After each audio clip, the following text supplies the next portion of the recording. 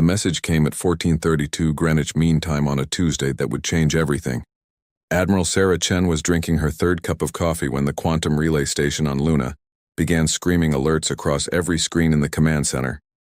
"Admiral, we're getting something on the Deep Space Channel," Lieutenant Rodriguez called out, his voice tight with confusion. It's not from any human source." Sarah set down her coffee cup. In her 23 years of military service, she had never heard those words. The Deep Space Quantum Relay Network was humanity's most advanced communication system, capable of near-instantaneous contact across light years. Only humans were supposed to know how to use it. "Put it on the main screen," she ordered. The holographic display flickered to life, showing a three-dimensional image that made everyone in the room step back. The creature speaking was tall and thin, with skin that shifted between silver and blue. Its eyes were completely black, and when it spoke, the words came through perfect universal translation software that humanity didn't even know existed.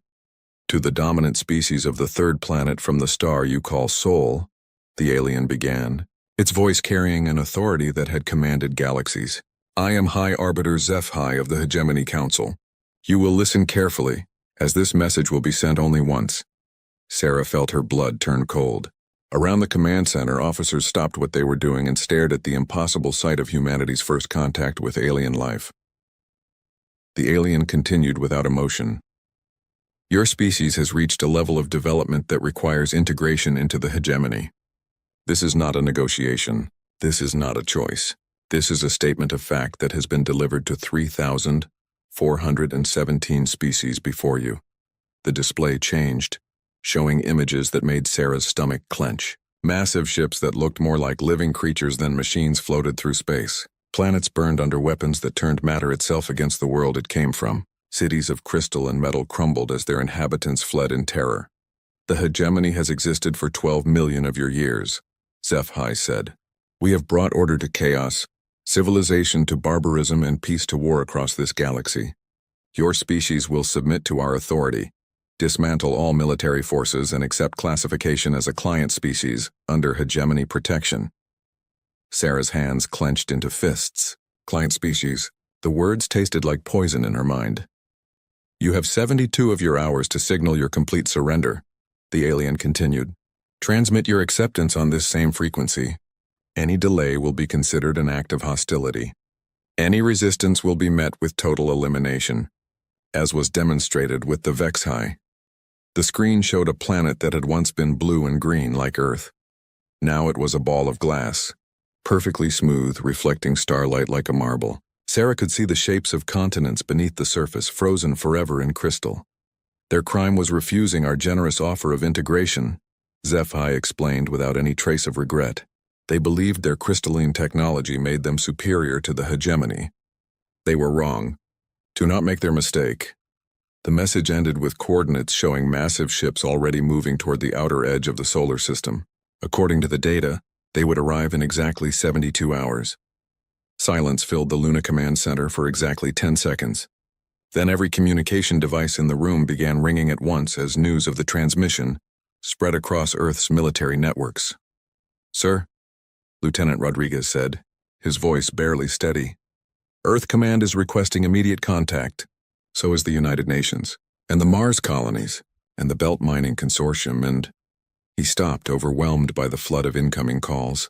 Sarah held up one hand for silence. Her mind was racing through protocols that had been written for a day everyone hoped would never come. First contact with hostile aliens, complete technological superiority on the enemy's side, an ultimatum with no room for negotiation.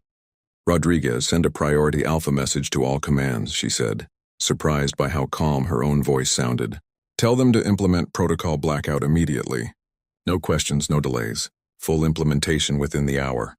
"Ma'am, are you sure? Protocol blackout means—" "I know what it means," Sarah interrupted. She walked to her personal communication terminal and entered a code she had memorized 15 years ago but never thought she would use. Her fingers moved automatically across the quantum-encrypted keyboard, sending a message that would reach every human military installation from the asteroid belt to the moons of Saturn. The message was simple. "The day we prepared for has come. Execute a blackout protocol. Show them nothing. Trust the plan. Humanity endures." Around the solar system, the response was immediate. On Earth, every military base went dark. Communication satellites stopped transmitting. The massive space elevators that connected Earth to its orbital stations powered down their lights. Mars colonies turned off their beacon signals. Mining ships in the asteroid belt shut down their engines and drifted like dead metal. To any outside observer, it would look like humanity was panicking, like their civilization was collapsing under the weight of the alien ultimatum. Ships would appear to be fleeing randomly. Communications would seem to be failing. Military forces would look scattered and disorganized. But Sarah knew better. She had helped write Protocol Blackout during her early years as the intelligence officer, back when deep space monitoring stations first detected the systematic destruction of civilizations in nearby star systems. The protocol wasn't about panic. It was about preparation. Dr. James Okafor appeared on her personal screen, calling from his hidden laboratory in the Kuiper Belt. The man who had designed humanity's response to this exact situation looked tired, but determined. "Sarah, the message went out to all sites," he said. "Activation is proceeding on schedule. The foundries are powering up, the shipyards are dropping their camouflage, and our assets are moving into position." "How long do we have?" Sarah asked. 72 hours until they expect our surrender," James replied.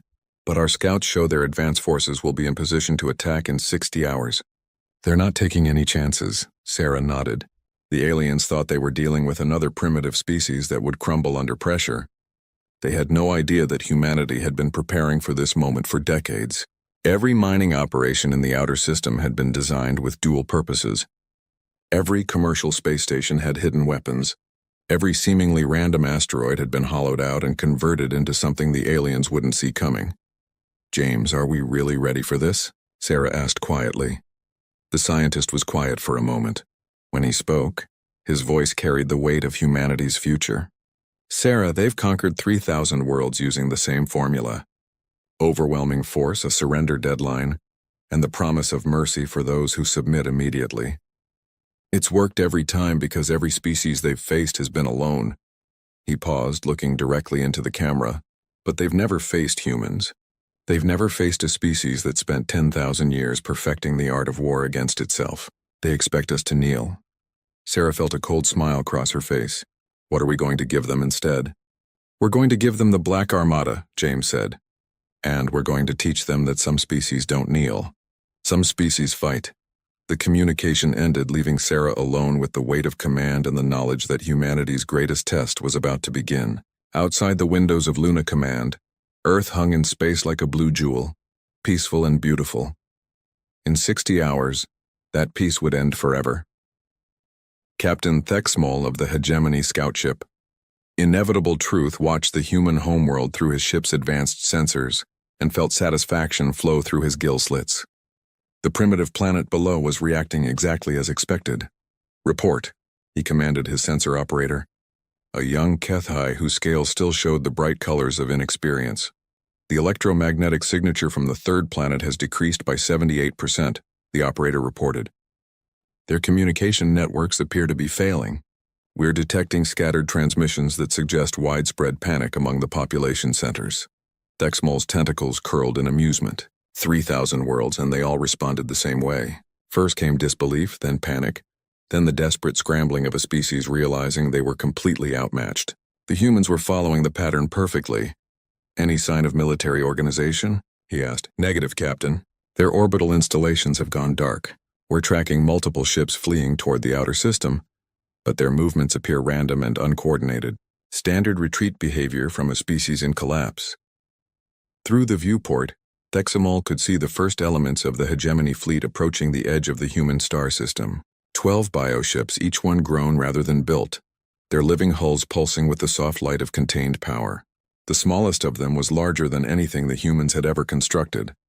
What Thexmol couldn't see were the 17 mining vessels that had been drifting dead in space for the past 6 months, their crews in hibernation, their hulls covered in electromagnetic damping material that made them invisible to Hegemony sensors.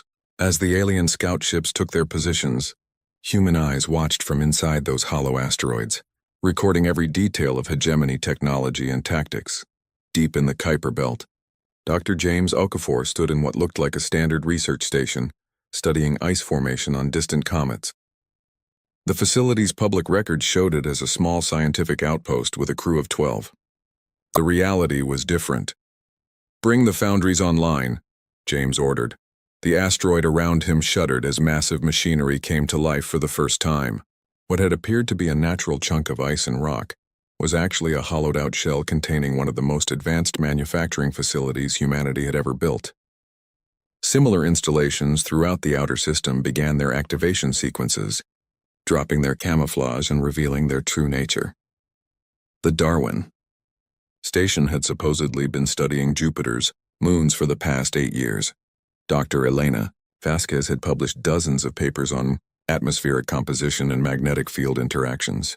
What she hadn't published was that the station's real purpose was testing weapons designed specifically to fight in space. "All systems show green," she reported to James over a quantum-encrypted channel. "The mass drivers are ready and the particle beam arrays are fully charged." "The hegemony ships don't know we exist," confirmed Elena. "Hold position until the signal." Similar reports came in from across the solar system. The Hermes Mining Consortium had been extracting rare metals from the asteroid belt for 15 years. Now their mining ships revealed hidden armor plating and weapon systems that had been disguised as ore processing equipment. The New Horizons research platform stopped studying cosmic radiation and began charging the most powerful directed energy weapon ever created by human hands. Commander Alex Petrov floated in zero gravity aboard what the official records listed as a cargo transport named Peaceful Journey. The ship had been hauling supplies between Earth and Mars for 3 years, making regular runs that established it as a harmless civilian vessel. The hegemony scouts had classified it as a non-threat commercial unit and ignored it completely. They had no idea that hidden beneath the cargo bays was enough firepower to level a city, or that Alex's crew consisted of humanity's most experienced military pilots flying under false identities. "Sir, we're receiving activation codes," reported Lieutenant Kim Santos, who was officially listed as a cargo specialist but had actually been trained in zero-gravity combat operations. "Acknowledged. All stations prepare for revelation. This is not a drill." Back on Luna, Admiral Sarah Chen watched the hegemony forces position themselves exactly where humanity's war planners had predicted they would. The aliens were following standard protocols, taking positions that would allow them to control all major shipping lanes, while demonstrating their overwhelming power to the human population below. "Ma'am, we're getting reports from all hidden installations," Lieutenant Rodriguez reported. "Everything is online and ready. The Black Armada is prepared for deployment." Sarah nodded, feeling the weight of the moment. For 30 years, humanity's best scientists, engineers, and military strategists had worked in secret to prepare for this day. They had studied every piece of intelligence gathered from deep space monitoring, analyzed the destroyed civilizations the hegemony had left behind, and designed weapons and tactics specifically for fighting an enemy with superior technology. The key insight had come from studying historical human conflicts. Time and again, technologically superior forces had been defeated by opponents who understood that technology meant nothing if you couldn't use it effectively. The hegemony had grown complacent through easy victories. They expected their mere presence to break enemy morale. They had never faced an opponent that wanted them to feel confident and superior. Captain Thexmol was reviewing his preliminary report when his sensor operator suddenly stiffened in alarm. "Captain, I'm detecting energy signatures from the outer system. Multiple sources powering up simultaneously. Probably their outer colonies trying to establish communication with the homeworld," Thexmol replied dismissively. "Continue monitoring." What the hegemony sensors detected as communication attempts were actually the first stages of the most coordinated military operation in human history. Across the solar system, hidden installations that had been disguised as research stations, mining operations, and commercial facilities began dropping their facades and revealing their true nature. The asteroid designated 2157 KT had been studied by xenogeologists for 5 years. Now it split open like a flower, revealing a shipyard containing vessels that had been constructed in absolute secrecy. The Titan Atmospheric Research Station stopped studying Saturn's moon and began launching fighter craft that had been stored in underground hangars. Dr. James Okafor smiled as he watched his life's work come to fruition. The hegemony thought they were dealing with a typical planetary species, confined to their home system, and limited by the physics of conventional space travel. They had no idea that humanity had been building in secret for decades, or that every seemingly innocent installation in their star system was actually part of a vast military network designed for one purpose: to turn the hunter into the hunted. Status: report from all stations, he requested. The responses came in from across the solar system. Hidden shipyards were launching their first wave of fighters. Weapon platforms were targeting hegemony scout ships.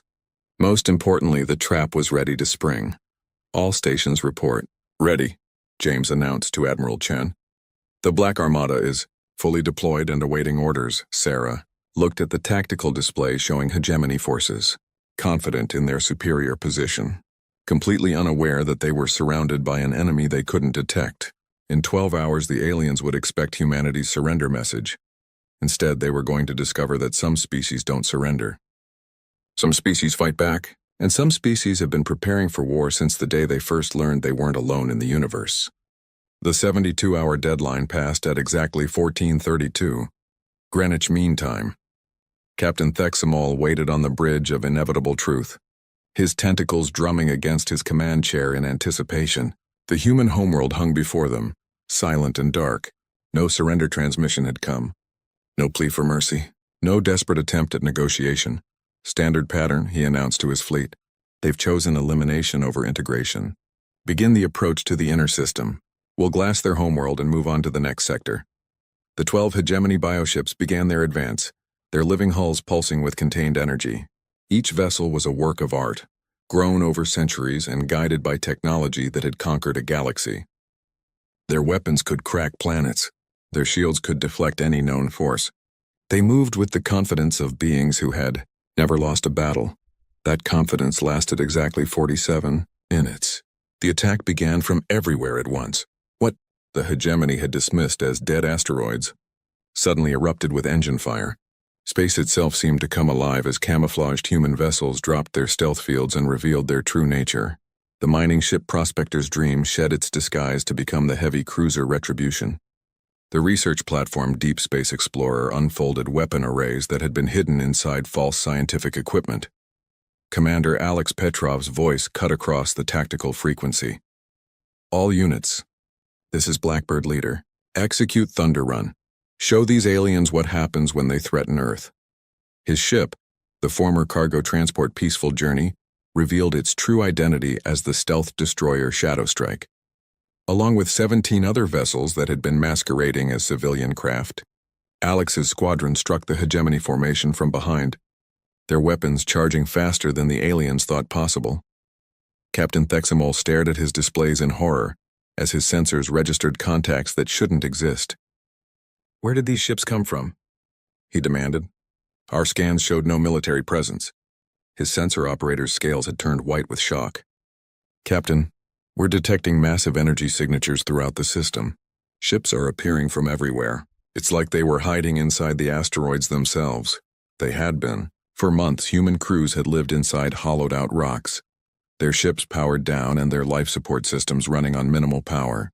They had waited in hibernation while hegemony scouts mapped the system, invisible to sensors that looked for active ships rather than modified asteroids.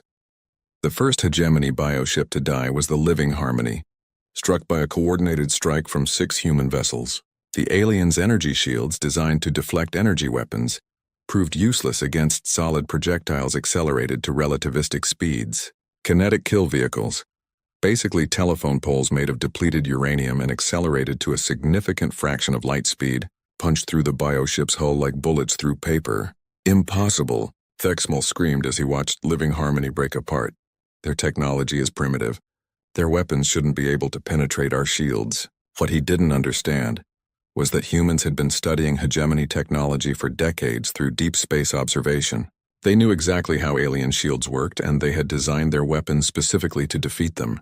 Energy shields were useless against solid matter moving fast enough, and humans had become very good at making things move very fast.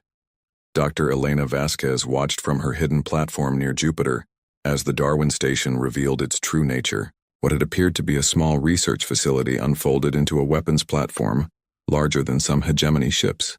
The massive particle beam cannon she had spent 8 years perfecting locked onto its target and fired. The beam struck the bioship gentle current amidships and burned completely through it.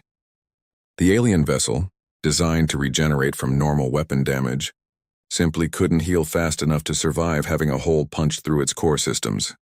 Target eliminated, Elena reported with satisfaction. Recharging for second shot. Across the system, the pattern repeated. Hidden human installations revealed themselves and struck with weapons the hegemony had never encountered.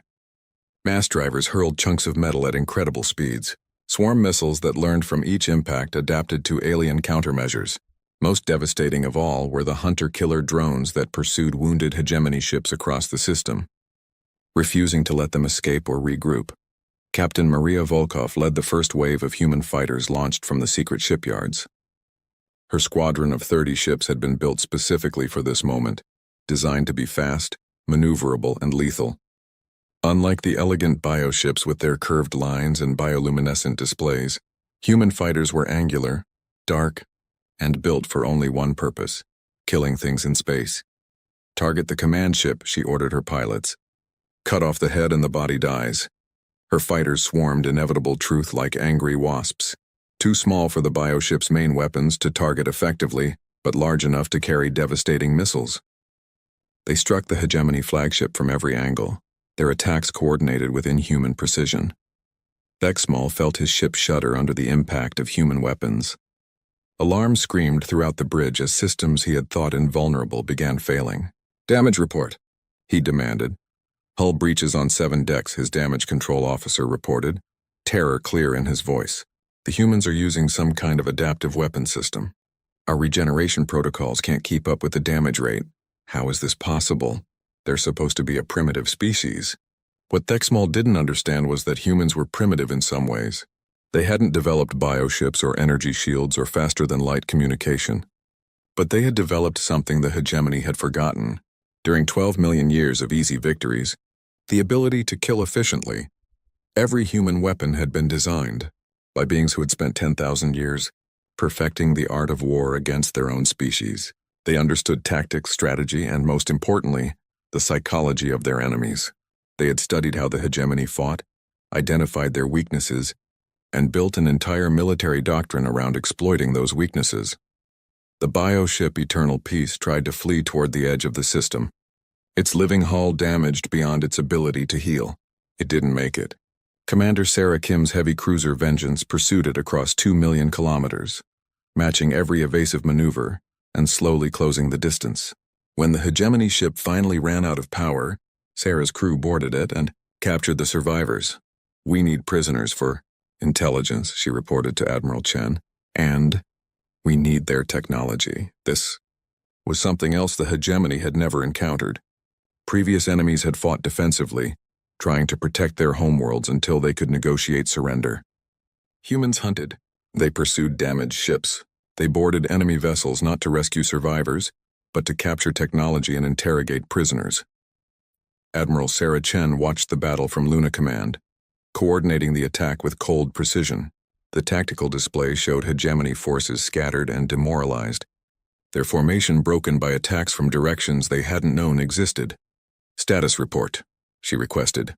7 hegemony vessels destroyed, 3 captured, 2 fleeing toward the edge of the system, Lieutenant Rodriguez reported. "Our losses are minimal. The aliens can't adapt to our tactics fast enough." Sarah nodded. The hegemony had expected to fight another defensive battle against a terrified species. Instead, they were facing an enemy that had turned their own star system into a weapon. Every asteroid could hide a ship. Every piece of space debris could be a disguised weapon platform. Every seemingly innocent research station could reveal itself as a fortress. As the remaining hegemony ships fled toward the outer system, human forces pursued them with relentless efficiency. The aliens had come to Earth expecting to receive a surrender. Instead, they had learned that some species don't kneel, some species fight back, and some species have been preparing for war since the day they realized they weren't alone in the universe. The Black Armada had risen, and the hegemony's 12 million years of easy conquest had just come to an end. High Arbiter Zeph stood in the central chamber of the Hegemony Council, his silver-blue skin flickering with patterns of confusion and disbelief. Around him, the representatives of 12 ancient civilizations watched the tactical displays with growing horror. "Explain to me," HFY said, his voice carrying the authority of 12 million years of conquest, "how a primitive species destroyed 8 of our bioships and captured 3 more in less than 6 hours. The Keth High military coordinator, General Vashtok, struggled to find words. "High Arbiter, their tactics are unlike anything we've encountered. They don't fight defensively, they hunt. When our ships try to retreat and regroup, human vessels pursue them across the entire system." "Pursue them how?" "Our intelligence indicated they were confined to their home system with primitive chemical rockets. That intelligence was wrong, sir. They've been building in secret for decades. Every asteroid in their system could be hiding ships. Every research station could be a weapons platform. They turned their entire star system into a fortress, and we walked right into it." HFY's black eyes fixed on the tactical display showing the remains of what had been the most powerful military force in the galaxy. "Show me how they fight." The hologram displayed the battle footage captured by the fleeing hegemony ships.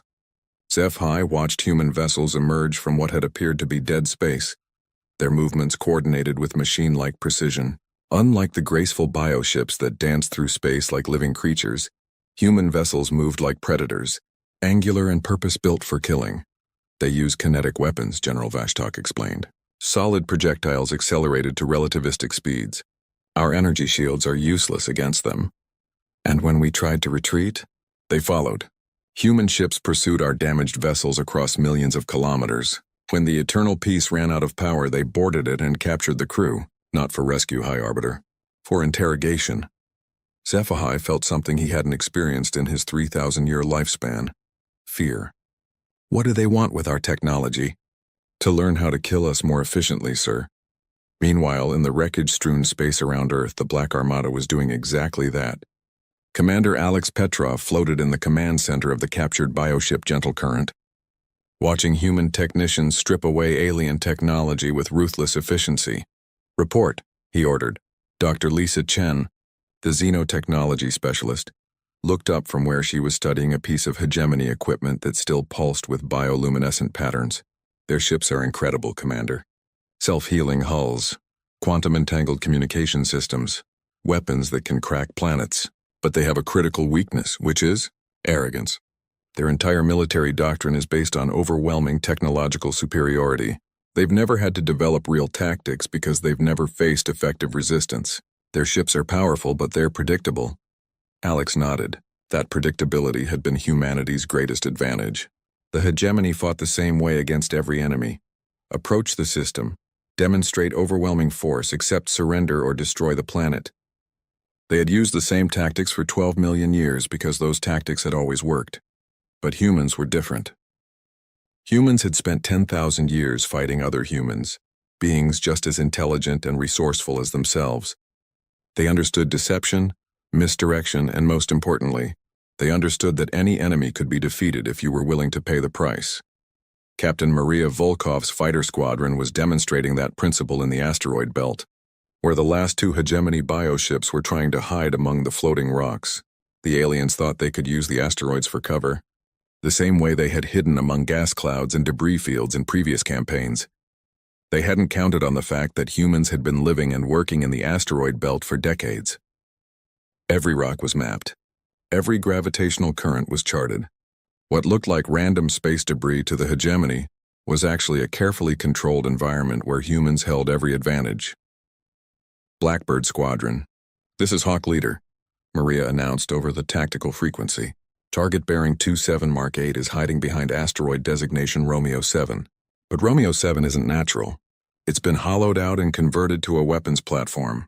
When I mark, Romeo 7 will light up the target like a Christmas tree." The hegemony ship. Peaceful Integration thought it was safely hidden behind a large asteroid. Its bioluminescent hull powered down to minimal levels.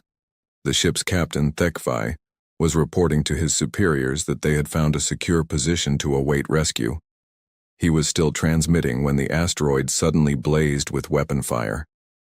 What had appeared to be a natural chunk of rock revealed itself as another human installation, striking the bioship from point-blank range with weapons designed specifically for close-range combat. "Impossible," HFY screamed as his ship's hull began to fail. How can they be everywhere? The answer was simple. Humans had been preparing for this war for 30 years. Every mining operation had been designed with dual purposes. Every research station had hidden weapons. Every seemingly innocent piece of space infrastructure had been built to kill hegemony ships. Dr. James Okafor monitored the battle from his command center in the Kuiper Belt, coordinating the activities of installations scattered across the solar system. The tactical display showed human forces systematically hunting down the remaining hegemony ships, denying them any chance to escape or regroup. Status report from all stations, he requested. The responses came in from across the solar system.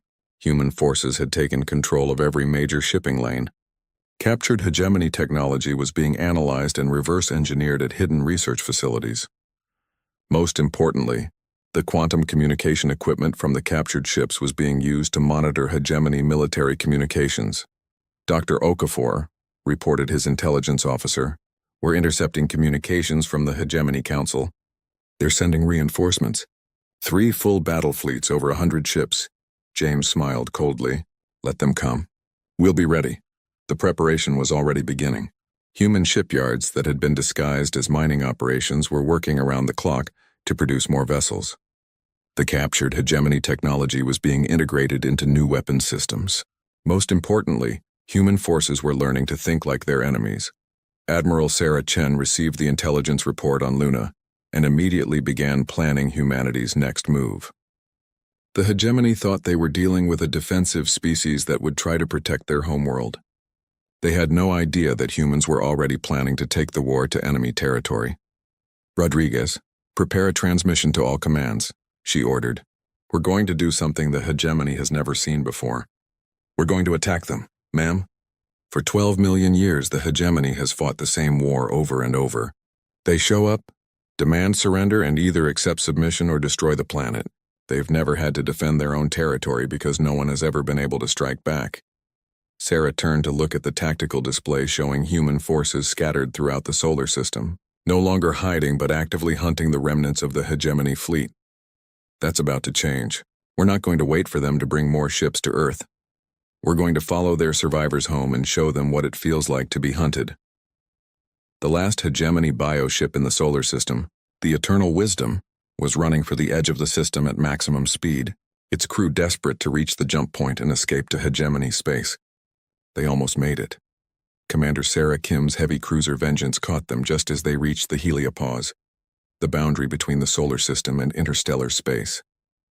Instead of simply destroying the fleeing ship, Kim's crew disabled its engines and boarded it, capturing the survivors and all their intelligence. This is Vengeance to Fleet Command, Kim reported. We have captured the ship's navigation data. We know how to reach hegemony space. The message that reached the Hegemony Council 3 days later was not what they expected. Instead of a plea for mercy or a desperate attempt at negotiation, they received something unprecedented in their 12 million years of conquest. A declaration of war. To the Hegemony Council, Admiral Sarah Chen's voice came through their own quantum communication network. Hijacked by captured alien technology, you ordered Earth to kneel. You threatened our children and our future. You believed your superior technology made you invincible. The image showed not a broken planet begging for mercy, but a military commander speaking from the bridge of a warship. You were wrong. Humanity does not kneel. Humanity fights. And now we're coming for you. The transmission ended with coordinates showing human ships already moving beyond the edge of the solar system, carrying the war to hegemony space for the first time in their civilization's history. The hunters had become the hunted. 6 months after the ultimatum that was supposed to end with humanity's surrender, Admiral Sarah Chen stood on the bridge of the dreadnought Indomitable and watched hegemony space burn.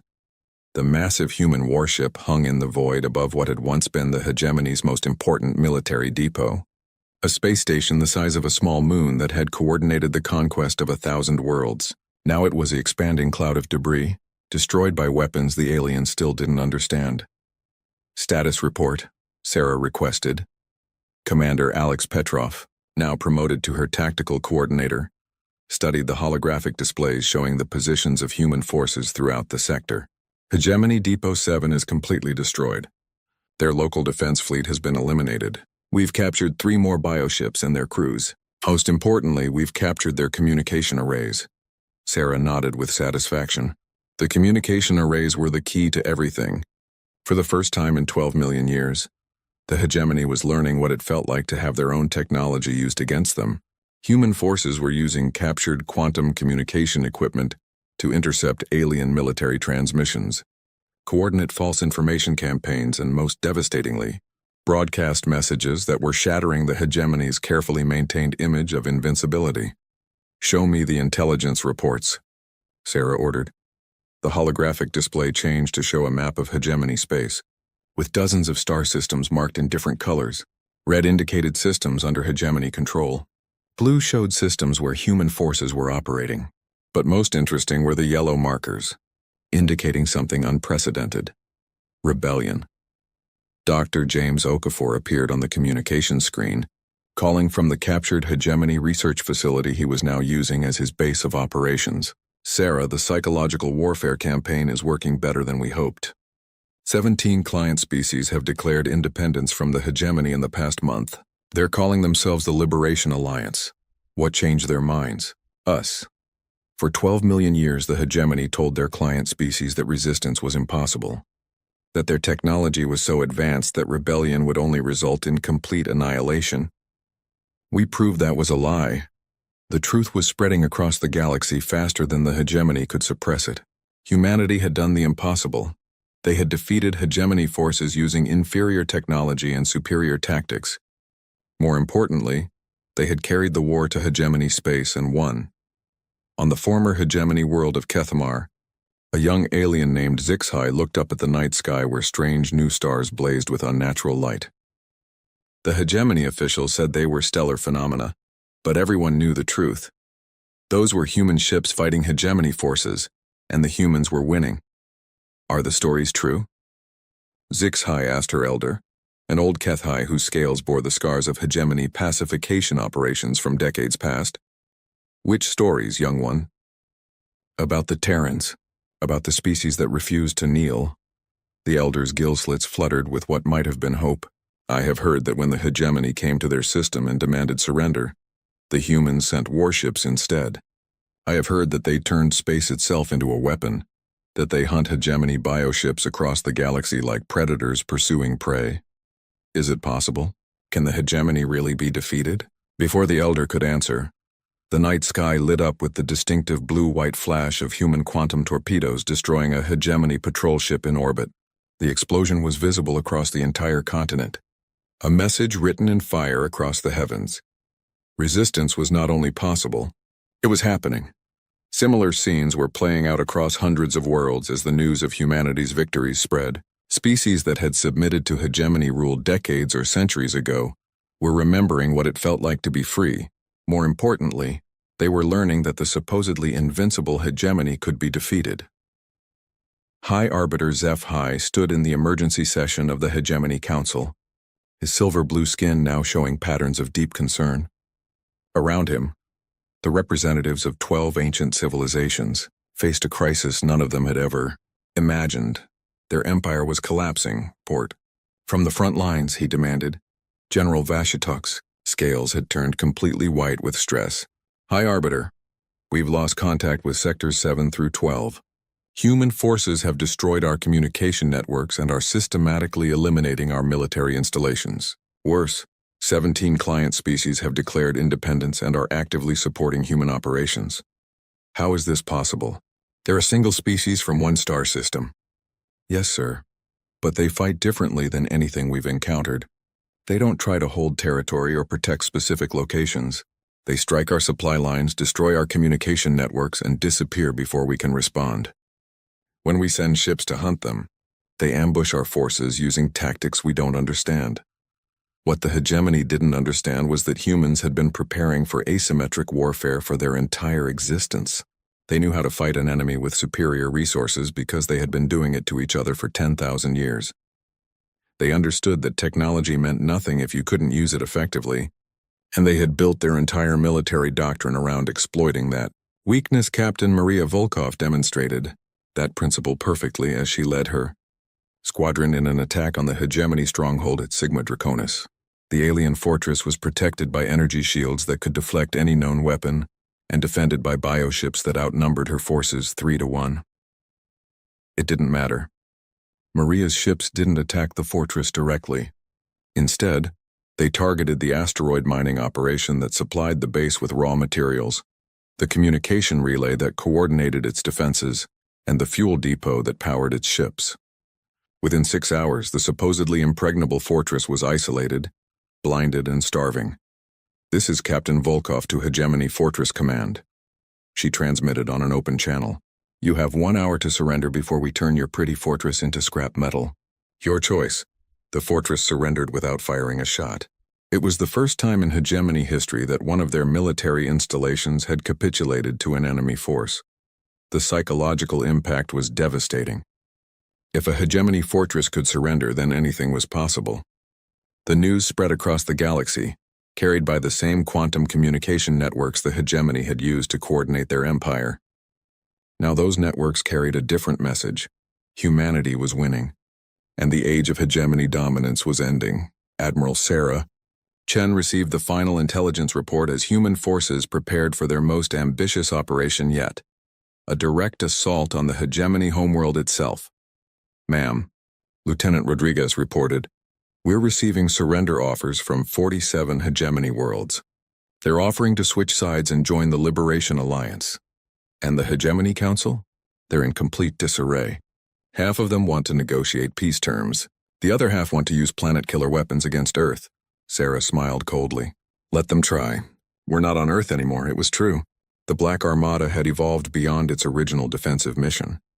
Human shipyards, now established in captured Hegemony systems, were producing vessels that combined human tactical innovation with alien technology. The new ships were faster, more powerful, and more deadly than anything either species had built alone. More importantly, humanity was no longer fighting alone. The Liberation Alliance now included over 100 species, all united by a simple principle: the right to exist free from Hegemony control. The final battle came not as a massive fleet engagement, but as something much more devastating: a coordinated uprising across the entire Hegemony empire. Client species that had been suppressed for millions of years rose up simultaneously, supported by human weapons and tactics. The Hegemony's own size became their weakness as they found themselves fighting rebellions on 1,000 worlds at once. High Arbiter. Zeph High's last transmission was received on Earth 6 months later, carried by a human ship returning from the former Hegemony capital. "To the humans of Earth," the message began, the once proud alien leader now speaking from what was clearly a prison cell. "You have accomplished something we believed impossible. You have shown the galaxy that freedom is stronger than fear, that determination can overcome any technology, and that some species will never kneel."